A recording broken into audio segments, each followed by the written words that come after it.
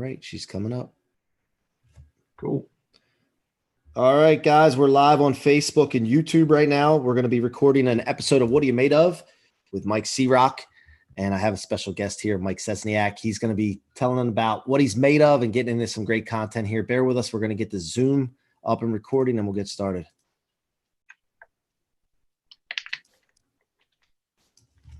Welcome back to the What Are You Made Of podcast with your boy, Mike C-Roc. Thank you so much for being here today. We appreciate your listenership. We appreciate your support. Please, if you haven't already, go subscribe on iTunes and or Spotify or your favorite podcast platform. Also, if you'd like to watch these, I put them all up on the YouTube channel at Mike C-Roc Sirocco. Go check that out. Subscribe. Tell your friends and family about the What Are You Made Of movement. It's the only way that I can spread this around the world is with your help. We need numbers, guys. We need What Are You Made Of movement and what it's all about. Waymo rule number one, the dominating rule of Waymo is to turn all setbacks, negativity, letdowns into rocket fuel for your future. And once you can accommodate that or accomplish that and really understand that in your mind, your life will never be the same. Anything you run into, again, you just know that you're in a training session or refuel, and it changes people's lives. And that's why we want to get this out to as many people as possible. So with that being said, I want to welcome Mike Szczesniak to the show. What's up, Mike? What are you made of, brother? Mike, thanks for having me, man. I'm excited to chop it up. I love the mission of the show, so I was looking forward to this one. Well, in the spirit of the show, we'd love to hear what kind of things you're made of, man. Yeah, let's see how far back do we want to go. I mean, I think if you look at my LinkedIn profile, you're probably like, how the heck did all this happen? You know, it's kind of like this interesting scatter plot of I don't like the word expertise, but experience, and kind of getting me where we're at today with this high performance coaching consulting company about 4 years in. But what's interesting is I resisted the coaching industry for probably about 3 years prior to jumping in. And a big piece of that was just a stigma that I had around the industry. You know, back then, Instagram wasn't as big as it is now, but it was still pretty big. And, you know, I just saw a bunch of like 17-year-old kids on Instagram with the words life coach in their bio. And I'm like, huh? Like, I came from an athletic background where the coaches had the answers. And I thought that's what coaching meant in this adult world of entrepreneurship. And I was just very misunderstood on my end.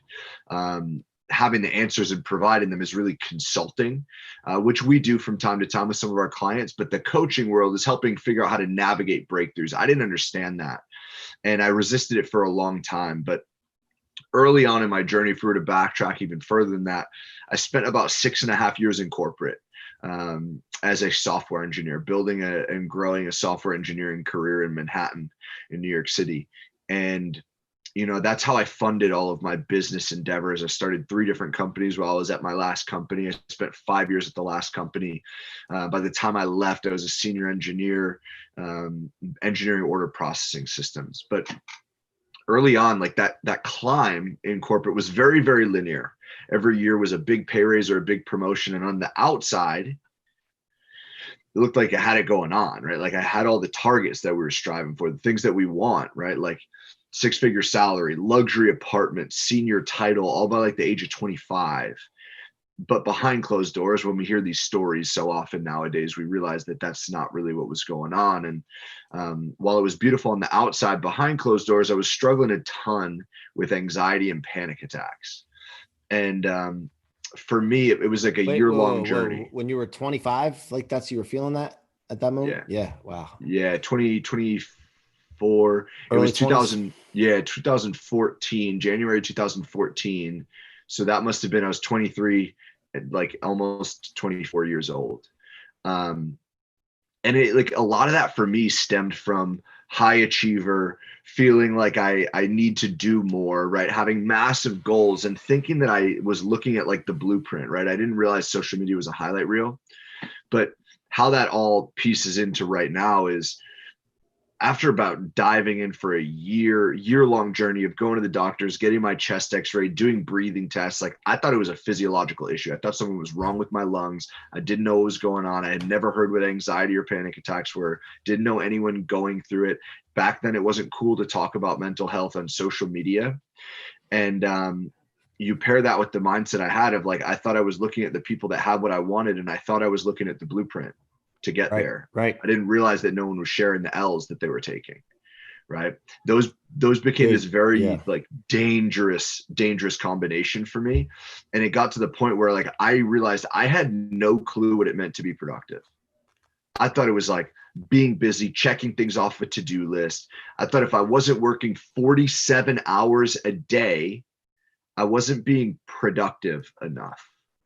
Right. So it started this like massive journey of just geeking out about this. And the reason I say that that kind of led to today is because I feel like that cracked that door open a little bit for that industry that I was resisting for so long. Cause now productivity is really only about a small fraction, maybe 20% of the work we do with our clients, but it's the one that opened the door for me. And it will always be like my baby when it comes to the high performance world.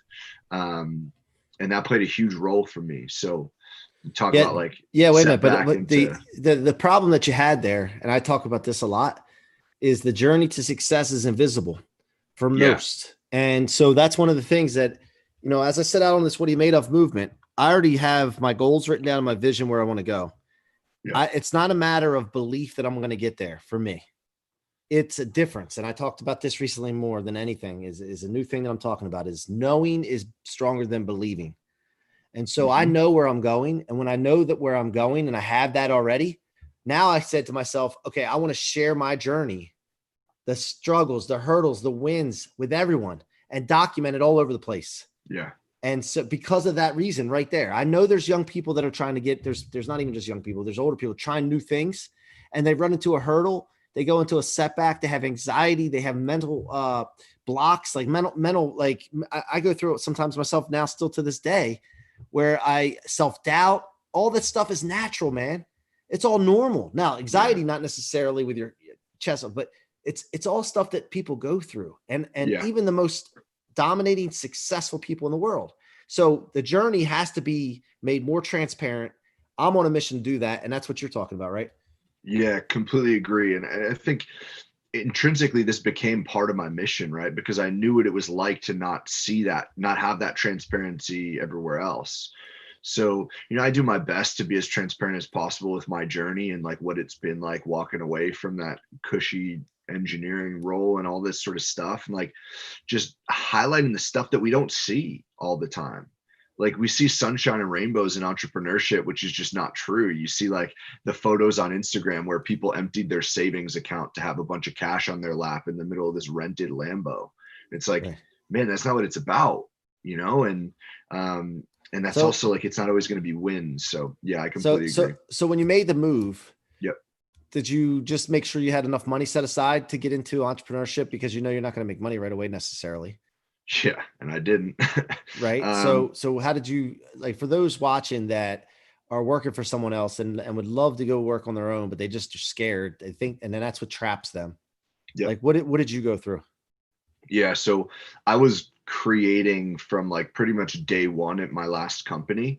Like I mentioned earlier, like this was the third company that I started while I was in that engineering role. And it was the one that I took full time. I built it as a side hustle for about a year and a half. So I had somewhat of a proof of concept.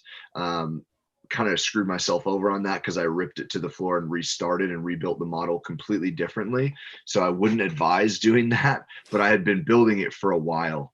And for me, what I realized is, I had a lot of a very negative viewpoint around money, which was, I didn't believe that I did, but it took me going down to a retreat in Fiji for a Tony Robbins event, Life and Wealth Mastery. And there were some exercises in there that really started to dig deep on like what I believed about money. And I thought I had this positive viewpoint of like, use it as a tool and like all these things, like it provides opportunity essentially. But what I didn't realize is all that I wanted was to leave corporate.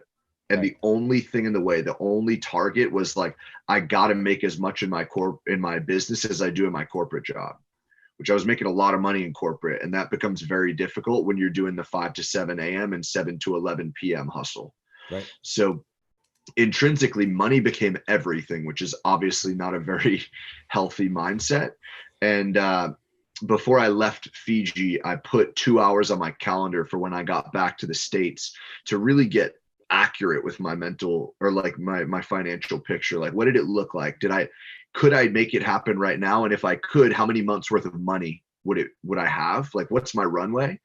And for me, and if I didn't, what needs to happen for me to get to that point? Because it's not making, six figures before I leave corporate. Like, that's just, it didn't need to happen that way. It was a story I was telling that was BS. Yeah. So it ended up being the case that I had over 6 months worth of a runway, and I was just telling a BS story.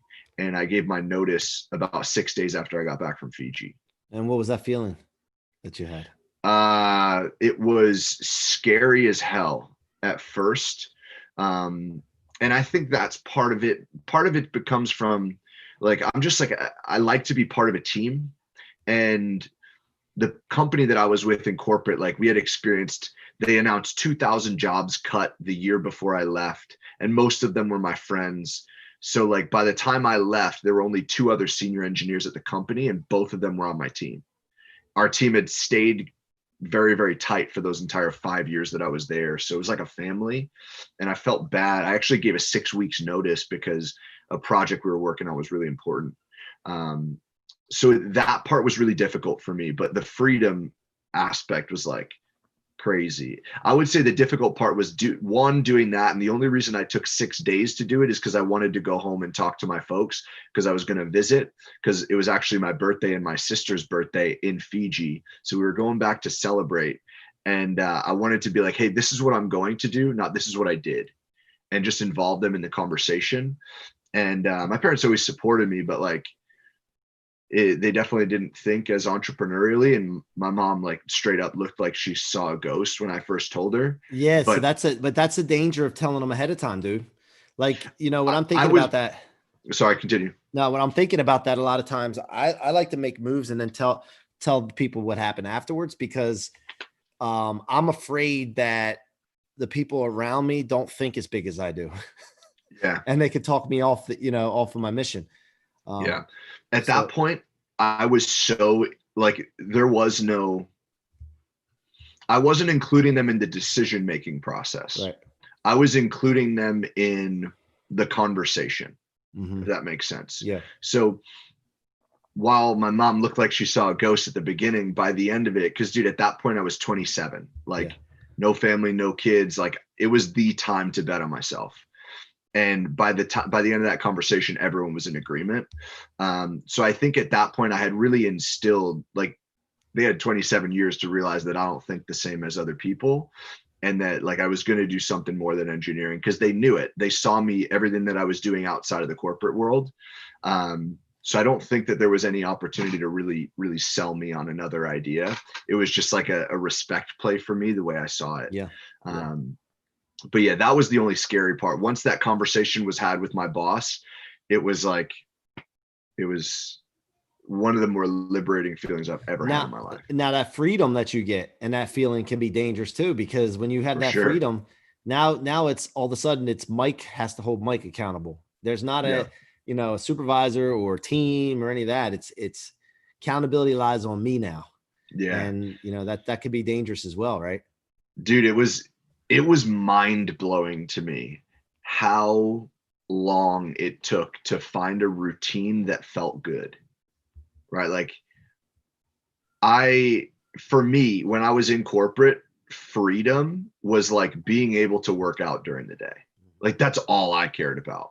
Like, that was, I was blown away by how happy that made me, and figuring out what that schedule looked like what parts of my calendar, because I had control over all of it now. Right. It's like figuring out what fit where, like, in the best, like, where was my energy highest, and like what work would be best used with that energy. It was interesting to me how long it took to do that. And luckily, like, I'm a fairly disciplined guy, and like, we were able to make great progress, but it was a learning curve for sure. Yeah. And the thing is that, like, for me, I love it because I work out. I'll get up and do work first. When I first wake up, get out of bed, I do work. Then I go to the gym at 8:30 and until about 8:30, from 8:30 to 9:30, that's my time. Mm-hmm. and I go at it, and it is what it is, and then I can get back into the office again and do some more. Then if I want to go for a bike ride with the kid, now I get to work from home right now, but I want to go for a bike ride with the kids at 3 o'clock, 4 o'clock. I'm not at the office like back in the day like it used to be, you know what I mean? And then if Yeah, I want to work, like, have dinner, put the kids to bed, and then do some more work, I can do that. I'm putting the exactly. time in, I'm structuring around me, and I'm getting more done. And I love that same thing, man. I love it. Yeah, dude, and like I'm on a very similar schedule, and it took a while to get there. Like I've tested multiple different morning routines, like up at 4:30, using that first hour to really prime my day well in the gym by 5:30, working out with my buddy. This is when I was still competing in powerlifting. And I'll be in the gym for like 2.5 hours. And then I would be able to get to the office by 9, when I was Yeah. still using my office. I have to go move out this week because we terminated the lease because I'm like, I don't need this. And, it's like I tried a lot of these different things. And right now I'm really vibing on the up early, working for 2 to 3 hours, and then getting into the exercise and, either going for a run or getting a workout and then taking Shaq for a walk. And then I'm back to work by like 11, Yeah. you Yeah. know? And Shaq is my dog, by the way, for Yeah. anyone Yeah. listening. We talked about this I before we assume that. press record. And it took a while to find that. And if I want, most days I can get like a 4 o'clock, like this Friday, I got a 4 o'clock tea time with my parents to go play golf, and if we want to do that, we can. But it's Yeah. like, it's you have to earn that freedom, I guess. And for me, earning it was like the 5 years in corporate, making the money to fund all the experiences that led up until now. Right. Now, so what are you into now, man? What's Hack Your Fear all about? Yeah. So the first program I ever created as I really like dove into the space, because remember, I resisted the coaching and consulting space for like 3 years. And even though some of the closest people in my life were like, man, Mike, you could really help a lot of people in this space, I'm like, nope, not for me. I saw the kids on Instagram. I'm like, they got no experience, no clients, no business. Like, what's going on? I don't want to be associated. But fast forward a couple of years, I met Brendan Burchard, who's the world's leading high performance coach. And just high performance, it gave me permission to enter the space. They were words I could resonate with. And I wrote my Fear Hacking Academy on the flight home from that event. And it was like Ohio to New York. It was like an hour and a half flight. So we were like really grinding out on the keyboard, but basically think of fear hacking as like a sales blitz on steroids that's injected with high performance, right? Like I always say, I'm not in the business of how my clients make their money. I'm in the business of helping them to do more without the burnout, without the anxiety, the overwhelm, all these things that we think come with it. And that's really what fear hacking is. Decisions are emotional, they're not logical. And as soon as we can start to hack that decision-making process, we can start to create massively different reality, different results that we want in our lives and our businesses. So let me ask you, just, we don't want to get into all of it because obviously you want people to engage with you, but what are a couple tips that you have in that program? Yeah. Honestly, man, it's not rocket science. It's like, we need to get super clear on what drives the needle, and most of us don't take the time to do it, right? If we're going to talk specifically around productivity, often it's doing less, not doing more, right? We need to subtract to actually multiply. And a lot of the work that we do, it's called fear hacking 30, 60, 90. And the reason is we break a 90-day window into 3 30-day blitzes. Each one serves a different purpose, but the core components of it are really like, what action items move the needle in life and in business, because we have to have both pieces. My clients always come to me because they want to make more money and have a bigger impact. And then they're blown away when the transformation happens in the life stuff. Right. So that clarity is really, really important. So what are the action items? Like, first of all, what do we want to create? Right. Then we can reverse engineer the action items, and we just measure everything. Right. Like, Yeah. what are you going to do? And in how much of a quantity? And we start to overload it over time. We introduce some different strategies to alleviate some of the stress and the overwhelm that might typically come with it. But that's it, man. Take the target, reverse engineer the action items, assign quantities, and then measure. and adapt every couple of weeks. That's really what we do with our clients. And the problem a lot of people have is they don't know what the action items are. They'd say, listen, dude, I'll work hard. I'll do whatever it takes, but I don't know what to do. mm-hmm. How do you dial them in on that when you're working with them? Yeah, well, I think this is where my engineering, like just passionately curious nerd in me really like kind of comes to light. And at the end of the day, it's just we need to be asking different questions, right? Quality of questions determines quality of the answers, and the answers lead to the decisions we make. The decisions lead to the results. Results are a reality. So if we can ask different questions, everything changes. So in this particular case, the questions become, cool, well, what am I doing on a daily basis? Out of that list, what's actually leading to results and what's just fluff, right? There's a great practice that Brian Tracy shares in Eat the Frog called the Law of Three, which essentially says that 30% of the results come from 30% of the action items lead to 90% of the results. So if any business owner listening to this really writes down everything that they're responsible for, that if they don't get done, everything explodes, the business goes to hell in a handbasket, they'll typically have 7 to 10 items on that list. Now, of that list, 3 of those items yield 90% of the results. Everything else should be either eliminated or delegated. So when we could start to get those filters in place, and that one question that we filter is just simply, if I can only do one thing on this list that would give me the most results and have the biggest impact on my life and my business, what would it be? You just ask that three times, man. We circle those questions. Everything else, maybe we're not in a point where we can afford to eliminate or delegate, but at least we have a different lens to look at, right? Like what's more worthy of our time. Yep. And that's where we start. And then we just go deep on, okay, out of maybe that we need to filter a little bit deeper, right? Because in our blitzes, we typically have like 2 to 3 business items that we'll work on, and then 2 to 3 life things. And when I say life things, I mean like the personal stuff, health and fitness, mindfulness, personal development, as simple as like making your bed, like little wins that we can stack. Yep. And that's where we start. You know, we just get super curious on what are the action items that are populating your calendar, and we figure out what's actually moving the needle. Everything that's not needs to get off the calendar, because I mean, if we look at those numbers, 30% of the actions lead to 90% of the results. Well, we get rid of the other 70% of the calendar, there's a whole lot of opportunity to compound those results. Absolutely. You know, you fill the rest of that calendar. If you're an overachiever like me and you still want to work 100% of the calendar, man, that's 300% of the results. It scales really fast. And how did like a lot of people that are looking to get into this, and again, in your position, you know, if you're thinking the right way, and I know you are, you're not worried about other people coming into that field because you got an abundance mindset. But for other people that are listening that want to get into this field, and one of their concerns may be that they don't have the history, for like, if they get a client, their clients say, well, can you give me some testimonials or some examples of people you've worked with? How did you get over that hurdle? Like for me, I coach because I have a company that has 30 employees and I've taken them to just under 10 million twice. You know, I have results I can back, you know, and that gives me confidence. But for people that don't, how did you get over that hurdle?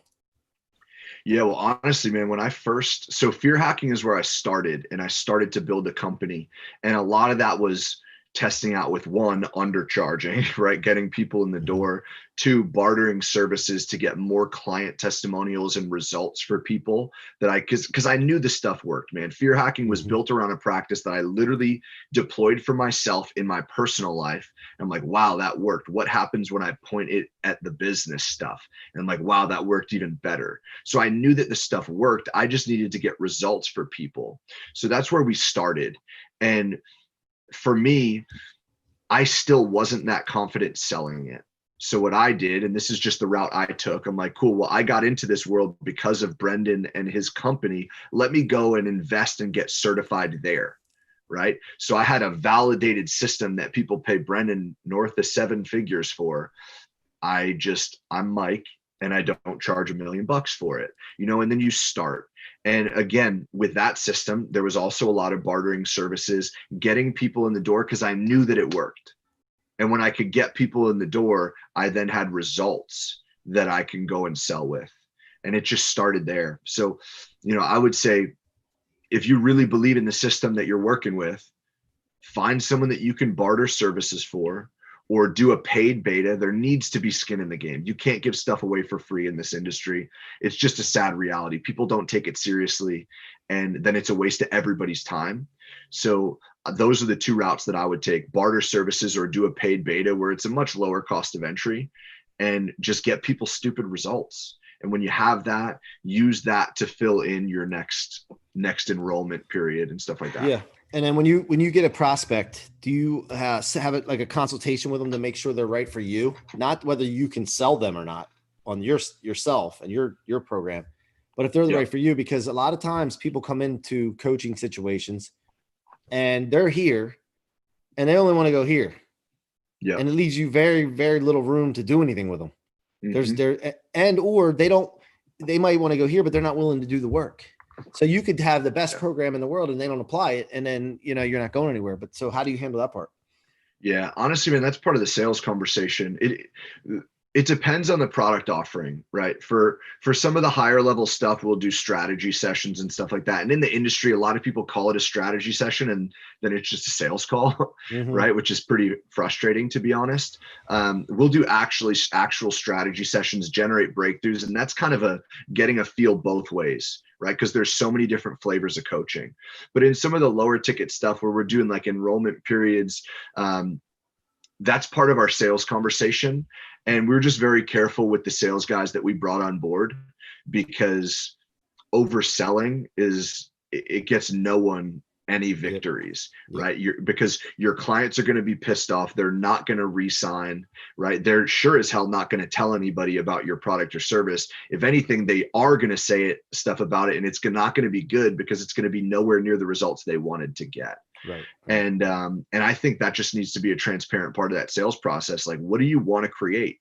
And if we help you get there and we both agree that we're in alignment here, is this something we want to partner on? Because at the end of the day, it's a partnership. Absolutely, man. It's not worth their money or either of our time if they're not bought into the mission. So anytime I buy something from someone, whether it's a product or service, and I have, with the company that we have, we buy a lot of stuff, especially services. I always try to make the people I buy from look as good as possible. And in doing that, and what's required of me to do that is it's understand it's a two-way street. I got a job to do. I'm paying them money for a service, but it's my job to implement it and take action on it. And if I don't do that, their product doesn't work. And then it doesn't validate to me that I made a good purchase. So in order to validate to myself that I made a good purchase, I try to make everybody I work with look as good as possible, because I feel like that's my duty to do that. And so, you're right on with that, man. But so let me ask you this. Why did you come on the show today?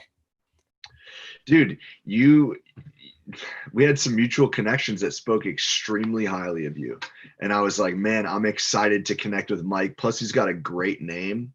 And, it just sounded like a connection made in heaven, man. And I'm glad, because I think that the mission of your show is super cool. I think the way that our journeys unfold, it's like that Steve Jobs quote, like, you can't connect the dots moving forward, only looking back, or whatever it is. Like, I love that quote, and I butchered the hell out of it right there. We get it though. Like a whole piece of that, the whole piece is the journey. And like,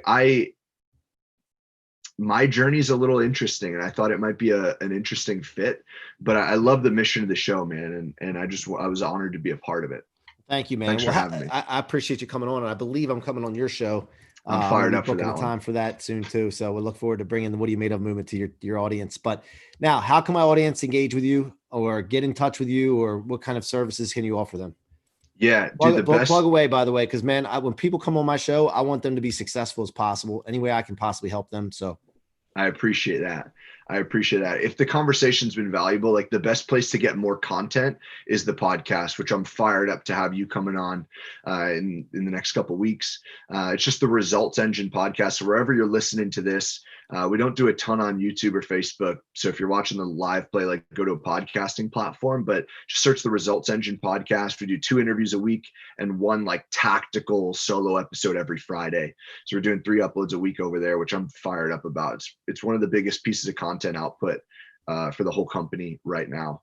Other than that, I'm just Mike Szczesniak on Instagram and all social media platforms. Slide in the DMs if you have any questions. If fear hacking sounds like a fit, I'd love to have those conversations and help get you people next level results. All right, Mike, thank you so much for joining us today, man. I look forward to coming on your show. If there's anything your boy C-Roc can do for you, just reach out. And thanks for having me. You guys have been listening to the What Are You Made Of podcast with your boy C-Roc. Hey guys, thank you so much for listening. Please go subscribe. Podcast platforms of your choice. What Are You Made Of with your boy C-Roc, and on YouTube. And until next time, be great.